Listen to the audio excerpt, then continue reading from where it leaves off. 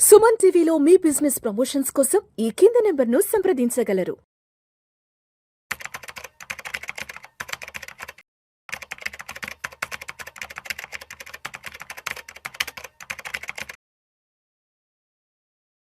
నమస్తే, welcome to Vishnu talks. నేను మీ విష్ణు. ప్రస్తుతం నాతో పాటు స్టాక్ మార్కెట్ అనలిస్ట్ హర్ష ఉన్నారు. వారితో మాట్లాడదాం. నమస్తే హర్ష. నమస్తే sir. Welcome to Vishnu talks and welcome to stock market weekend round up. Yes, ఒక్కసారి ఇవాళ 26 సెప్టెంబర్ ఫ్రైడే మార్కెట్ ఎక్కడ క్లోజ్ అయిందో చూద్దాము. సెన్సెక్స్ విషయానికి వస్తే 666 పాయింట్ల నష్టంతో 80,493 వద్ద క్లోజ్ అయింది. నిఫ్టీ విషయానికి వస్తే 220 పాయింట్ల నష్టంతో 24,670 వద్ద క్లోజ్ అయింది. మొత్తానికి నిఫ్టీ 25,000 మార్క్ నుంచి 24,000 మార్క్కి తీసుకొచ్చేసేసారు. ఈ వారంలో సోమవారం నుంచి ఈ శుక్రవారం వరకు, అంటే ఇవాల్టి వరకు మార్కెట్ మొత్తం బ్లడ్ బాత్తోనే క్లోజ్ అయింది. ఈ వీక్ అంతా కూడా మార్కెట్ కంప్లీట్ వాలటాలిటీని ఫేస్ చేశాయి. దీనికి ముందు ఆల్మోస్ట్ ఒక 15 సెషన్స్ వరకు మార్కెట్ 15 సెషన్స్ మంచి బుల్ ర్యాలీ రావడం జరిగింది. అసలు ఓవరాల్గా ఈ వారం అంతా మార్కెట్లో ఏం జరిగింది?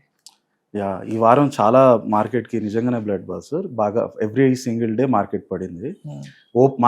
ఈ వీక్ ఓపెనింగ్ ఇట్ సెల్ఫే America first H1B visa issue last weekend అప్పుడు జరిగింది. దాని ఇంపాక్ట్తో మొదలైంది. అక్కడి నుంచి ఐటీ స్టాక్స్ కొంచెం కరెక్ట్ అవ్వడం, నిఫ్టీలో అదే మేజర్ పార్ట్ అవ్వడం. సో ఆ నిఫ్టీ దానివల్ల కొంచెం పడతా వచ్చింది. అలా పోనీ కొంచెం సెటిల్ అవుతుందని అనుకున్న టైంలో నిన్న నైట్ మళ్ళీ ఇంకో బాంబు వేశారు. ఫార్మా మీద తారిఫ్స్ అన్నారు. అది ఈ రెండు కూడా ఫస్ట్ నుంచి యుఎస్ ఎప్పటి నుంచి అయితే మన ఇండియా మీద తారిఫ్స్ అని అంటున్నారో అప్పటి నుంచి ఈ రెండు సెగ్మెంట్స్ ని ఎగ్జామ్ చేశారు. ఐటీ మీద ఉండకపోవచ్చు, ఫార్మా మీద ఉండకపోవచ్చు. ఎందుకంటే ఈ రెండు మనకే కాదు, యుఎస్ చాలా ఇంపార్టెంట్, వాళ్ళ ఎకానమీకి చాలా ఇంపార్టెంట్ ఆస్పెక్ట్స్. సో వీటి మీద ఉండకపోవచ్చులే అన్న దాంతోనే అందరూ ముందుకు వచ్చారు. సడన్ గా ఈ వీక్ స్టార్టింగ్ లో ఐటీ మీద ఇవ్వడం, నిన్న నైట్ ఫార్మా మీద branded and research based drugs ఏవైతే ఉంటాయో, పేటెంటెడ్ డ్రగ్స్, వాటి మీద 100% టారిఫ్స్ ఇంట్రడ్యూస్ చేశారు. అంటే వాళ్ళ ఉద్దేశం ఏంటంటే ఇప్పటి నుంచి రీసెర్చ్ చేసి కొత్త డ్రగ్స్ కనుక్కొని పేటెంట్ రైట్స్ ఉండాలంటే మీరు కంపెనీస్ అమెరికాలో పెట్టుకోవాలన్న ఉద్దేశంతో వాళ్ళు 100% టారిఫ్స్ పెట్టారు. అయితే మన ఇండియా ప్రస్తుతం ఉన్న మన ఫార్మా కంపెనీస్ యూఎస్లో మోస్ట్లీ జెనరిక్ డ్రగ్స్ అమ్ముతాయి. వాళ్ళు మోస్ట్లీ రీసెర్చ్ చేస్తారు. అక్కడి నుంచి మనం జనరిక్ పేటెంట్ రైట్స్ అయిపోయాక జనరిక్ అయినప్పుడు మనం ఇక్కడ మ్యానుఫ్యాక్చర్ చేసి వాళ్ళకి అమ్ముతాం. ఈ మధ్య కాలంలో కొంతమంది పేటెంటెడ్ కూడా స్టార్ట్ చేశారు, వోకార్ట్ లాంటి వాళ్ళు.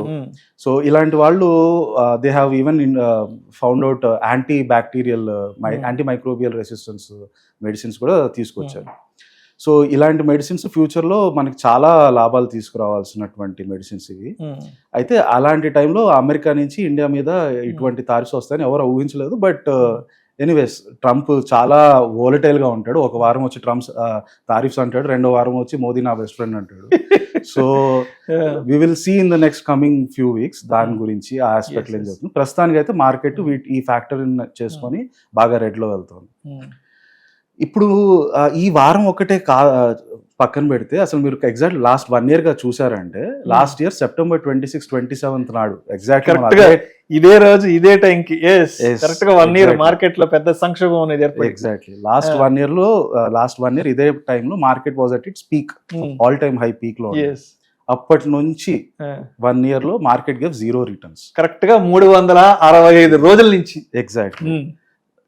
ఇప్పుడు మనం ఈ 1 year ఏం జరిగింది అనేది ఫస్ట్ ఒకసారి చూస్తే, ఫస్ట్ మనం బాగా వినిపించిన పాపులర్ అయిన న్యూస్ వచ్చి FII selling due to Indian market over valuation అన్నాడు.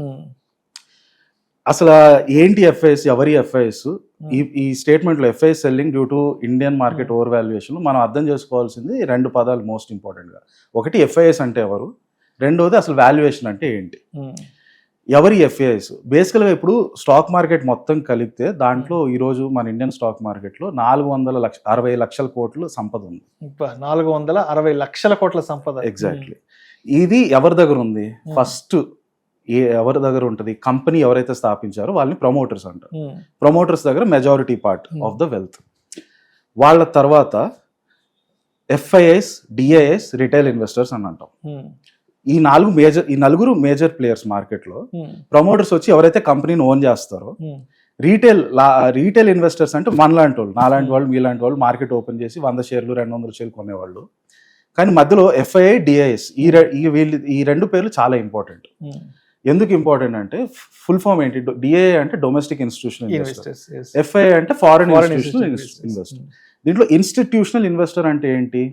ఇప్పుడు మనలాంటి వాళ్ళు చాలా మంది వాళ్ళు డే టు డే జాబ్స్ రకరకాలు చేస్తూ ఉంటారు.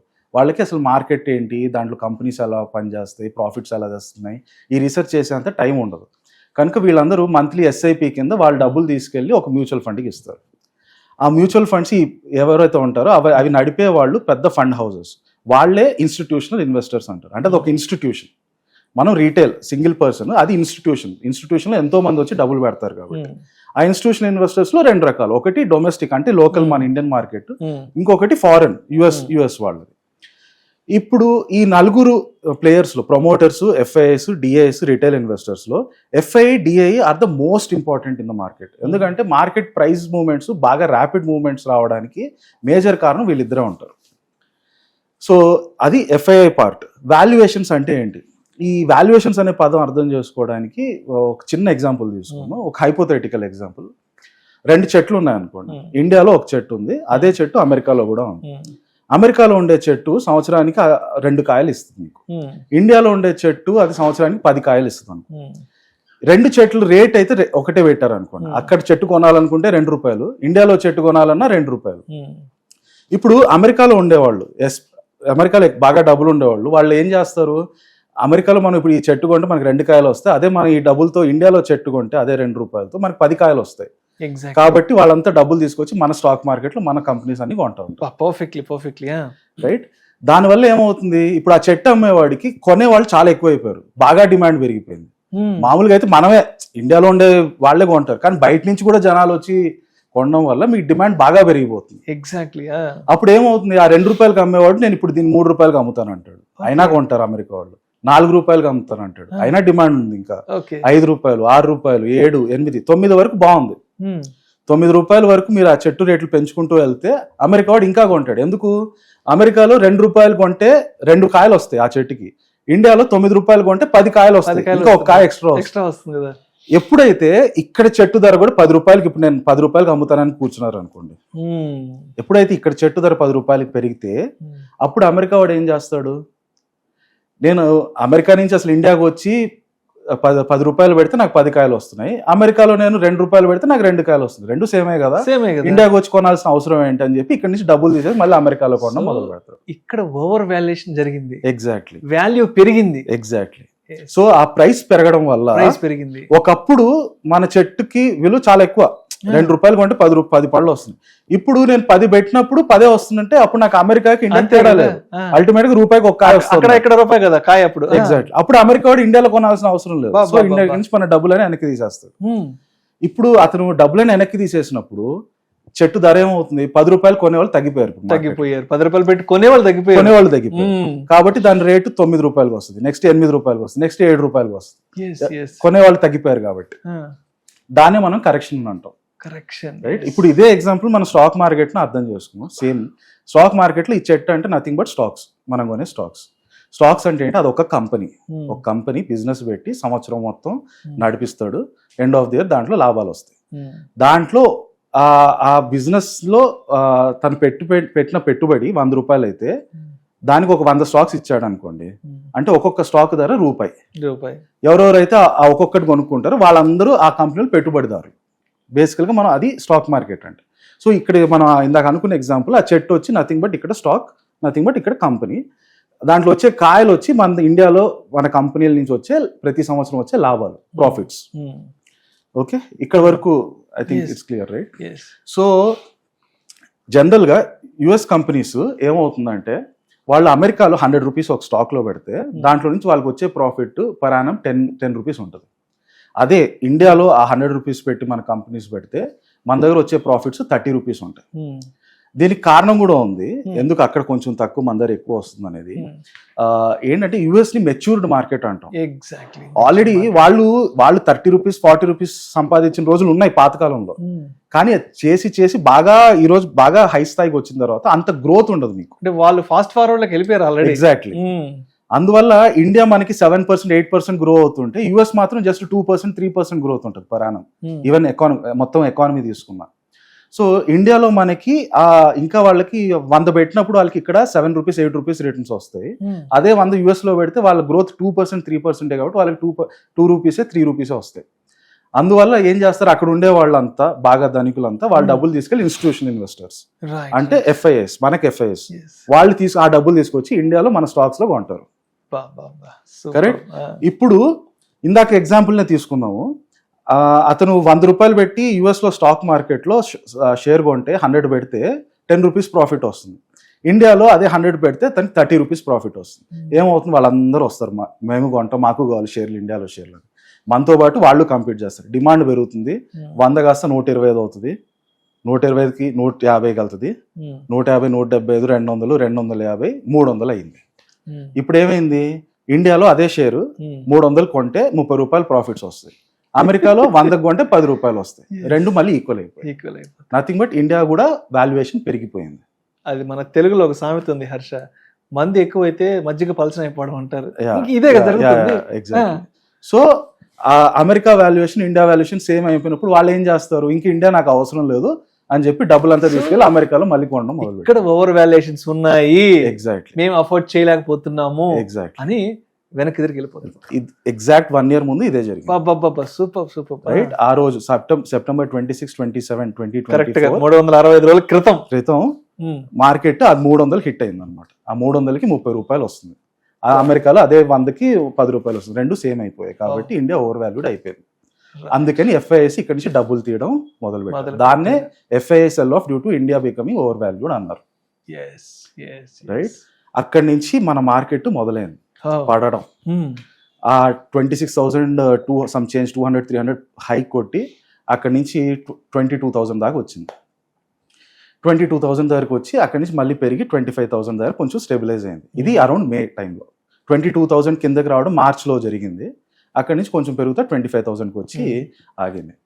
అయితే ఇక్కడ మీరు ఒకటి చూడాల్సింది ఏంటంటే, ఈ ఎఫ్ఐఐ సెల్ ఆఫ్ ఇదే ఫస్ట్ టైం కాదు.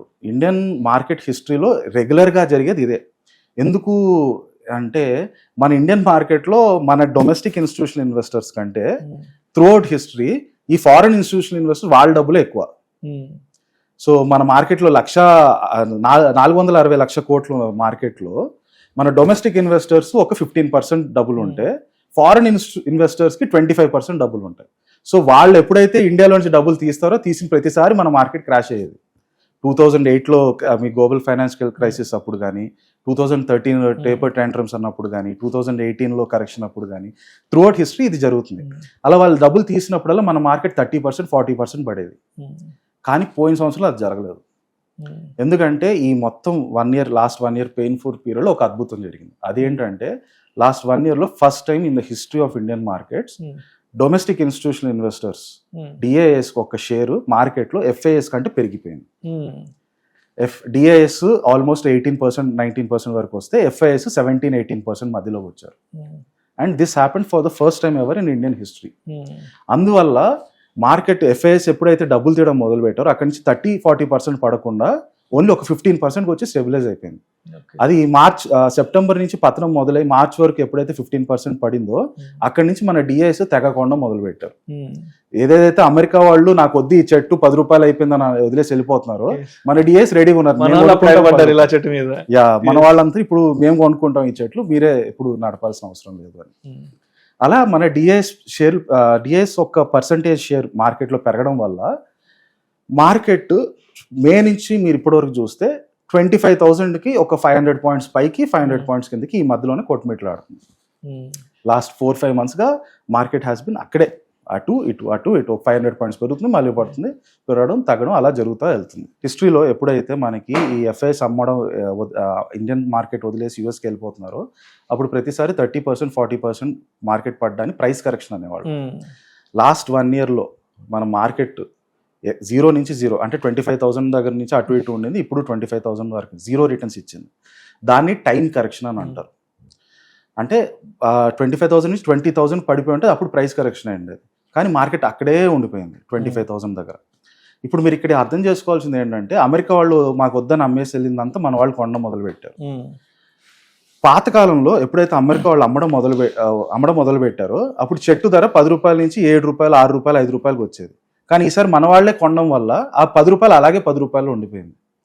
సో మార్కెట్ దీన్ని ఇప్పుడు ఉన్న స్టేజ్ ని ఫెయిర్లీ వాల్యూడ్ అని అంటారు. ఫెయిర్లీ, సో అది అటు ఓవర్ వాల్యూడ్ కాదు, అండర్ వాల్యూడ్ కాదు, కరెక్ట్ వాల్యుయేషన్ లో ఉంది. ఎగ్జాక్ట్లీ.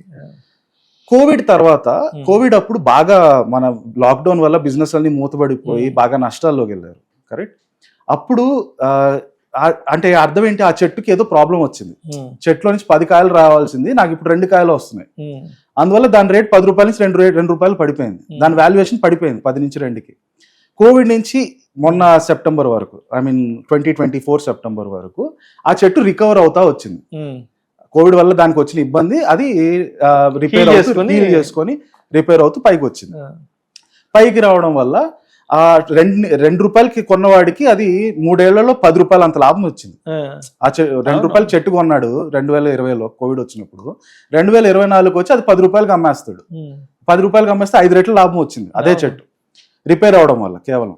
సో ఆ కోవిడ్ వల్ల మనకి జరిగిన డ్యామేజ్ మొత్తం రిపేర్ 2024 సెప్టెంబర్ నాటికి జరిగిపోయింది. సో అందువల్ల 2020 కొన్న వాళ్ళు ఏంటి, వాళ్ళకి స్టాక్ మార్కెట్ బాగా అండర్ వాల్యూడ్ ఉండింది. అండర్ వాల్యూడ్ ఉన్నప్పుడు కొంటే అది ఫెయిర్ వాల్యుయేషన్ కానీ ఓవర్ వాల్యుయేషన్ అయినప్పుడు కానీ మీకు లాభాలు వస్తాయి. ఈ అండర్ వాల్యుయేషన్ నుంచి అది నార్మల్ ఫెయిర్ వాల్యుయేషన్కి 24 సెప్టెంబర్కి వచ్చేసింది. ఆర్ ఇన్ఫాక్ట్ చెప్పాలంటే 2024 సెప్టెంబర్కి అది ఆల్మోస్ట్ ఓవర్ వాల్యూడ్ అయింది. 2024 సెప్టెంబర్ నుంచి ఈ సెప్టెంబర్ 2025 సెప్టెంబర్ ఈ రోజు వరకు ఓవర్ వాల్యూడ్ నుంచి ఫెయిర్ వాల్యూడ్కి వచ్చింది. ఈ టైం కరెక్షన్ వల్ల లాస్ట్ 1 year లో మార్కెట్ ఏం జరగకపోవడం వల్ల లాభాలు, కంపెనీస్ ప్రాఫిట్స్ పెరుగుతూ ఆ వాల్యుయేషన్ లెవెల్కి మీట్ అయ్యాయి. ఇక్కడ నుంచి ఫ్యూచర్ అవుట్లుక్ మీరు ఒక 2 years 3 years మరి ఈ రోజు స్టాక్ మార్కెట్లో డబ్బులు పెడితే ఏం జరుగుతుంది అని అంటే, కోవిడ్ అప్పుడు ఎవరెవరైతే ఇన్వెస్ట్ చేస్తారో వాళ్ళందరికీ లాస్ట్ 3-4 yearsలో 30% 40% రిటర్న్స్ వచ్చాయి. ఎందుకు? అది 2 రూపీస్ నుంచి 10 రూపీస్ పెరగడం వల్ల. ఆ అండర్ వాల్యుయేషన్ నుంచి ఓవర్ వాల్యుయేషన్ వెళ్ళే ఫేజ్లో వాళ్ళందరికీ 30-40% వచ్చాయి. అదే 30-40% నెక్స్ట్ 1 year 2 yearsలో ఎక్స్పెక్ట్ చేస్తే మాత్రం బాగా డిసప్పాయింట్ అవుతారు. ఎందుకంటే మార్కెట్ ఆల్రెడీ వాల్యుయేషన్ పరంగా పెరగడం తగ్గడం ఇంకేం లేదు, ఆల్రెడీ ఫెయిర్ వాల్యుయేషన్ లో నడుస్తుంది. ఓవరాల్ గా మార్కెట్ 460 లక్షల కోట్లు నడిచేది ఒక సింపుల్ బేసిక్ ఫార్ములా మీద. అదే earnings into valuation is equals to price. Market లో ఉండే stock price is nothing but కంపెనీకి వచ్చే ప్రాఫిట్స్, దాన్ని అర్నింగ్స్ అంటాం, ఇంటూ వాల్యుయేషన్. వాల్యుయేషన్లో ఇప్పుడు పైకి కిందకి వెళ్ళడానికి ఏం లేదు. ఏమన్నా జరిగితే అర్నింగ్స్లో ఇంప్రూవ్ అయితే అప్పుడు స్టాక్ ప్రైస్ పెరుగుతుంది. కాబట్టి కంపెనీస్కి ఉండే ఇండియాలో ఉండే కంపెనీ అర్నింగ్స్ నెక్స్ట్ 1 to 2 yearsలో most of the projections around 10 to 12% ఉంటాయని అంటున్నారు. సో మీ వాల్యుయేషన్లో పెద్ద మార్పు రాకపోవచ్చు కాబట్టి కనుక మీకు వచ్చే రిటర్న్స్ కూడా 10 to 12% ఓవరాల్ మార్కెట్లో. కానీ అలాంటి మార్కెట్లో మీరు ప్రాపర్గా రీసెర్చ్ చేసి మంచి స్టాక్స్లో పెట్టుకుంటే 15 to 18% రావడానికి కూడా మంచి అవకాశం ఉంది. రైట్. మరి ఏంటి మరి నిఫ్టీ విషయానికి వస్తే ఎక్కడ సపోర్ట్ అండ్ రెసిస్టెన్స్ లభిస్తున్న అవకాశం ఉందంటారు? Yeah exactly. సో మే నుంచి ఇప్పటి వరకు ఫర్ ద 4 months 5 months 25,000కి 500 అటు ఇటు వెళ్తూనే వస్తుంది. ఒక 24,000 ఈవెన్ స్ట్రాంగ్ సపోర్ట్ ఉంది. కాకపోతే we are right now at end September. November కల్లా ఇండియా యుఎస్ ట్రేడ్ అగ్రిమెంట్ అయిపోతుంది అని గవర్నమెంట్ చెప్పారు. నవంబర్ కల్లా మనం ట్రేడ్ అగ్రిమెంట్ ఒక కంక్లూజన్కి వస్తాం. అప్పటికి మనకి హోప్ఫుల్లీ ట్రంప్ సడన్ దెబ్బలు సడన్ షాక్లు అన్నీ పోతాయని ఎక్స్పెక్ట్ చేస్తే డెఫినెట్ గా మార్కెట్ తన రెసిస్టెన్స్ 26,000 రెసిస్టెన్స్ దాటి పైకి వెళ్ళొచ్చు. అండ్ సెప్టెంబర్ 29th మండే నాటికి అండ్ ఇన్వెస్టర్స్ అండ్ ట్రేడర్స్ అనే వాళ్ళు మార్నింగ్ ఓపెనింగ్ మార్కెట్ అప్పటికి ఏ విధంగా రెడీగా ఉండాలి అంటారు? అంటే మండే నాటికి ఎటువంటి అంశాలను దృష్టిలో ఉంచుకోవాలి? ఈ వీక్ అంతా మార్కెట్ కంప్లీట్ వాలటాలిటీ ఉంది కాబట్టి మండేకి ఎలా రెడీగా ఉండాలి సైకలాజికల్గా మార్కెట్తో? Yeah market will still continue in sideways phase అండి. Next 1-2 months still US trade agreement వరకు sideways phase. So right now ఇంకా ఫార్మా న్యూస్ నిన్న నైట్ వచ్చింది, దానివల్ల ఈరోజు 750-800 పాయింట్స్ వరకు పడింది. క్లోజింగ్ 8% ఫార్మా స్టాక్స్ కూడా 8%. ఎగ్జాక్ట్లీ. సో అది కంటిన్యూ అవుతుంది డెఫినెట్ గా. మండే నాడు కూడా కొంచెం మార్కెట్ ఇంకా డౌన్ ఫేజ్ లో ఉంటుంది. సో ఒకవేళ ఫ్రెష్ ఇన్వెస్ట్మెంట్స్ చేయాలంటే I would suggest still wait till the market completely corrects at this point of time. Right. Thank you so much Harsha. అసలు ఈ వారం అంతా మార్కెట్లో ఏం జరిగింది, అదేవిధంగా గత సంవత్సర కాలంగా మార్కెట్లు ఎటువంటి ఒడిదుడుకుల్ని ఎదుర్కొన్నాయి అనే అంశాల గురించి మన ప్రేక్షకులకు చాలా చక్కగా తెలియజేశారు. Thank you so much Harsha. Thank you sir.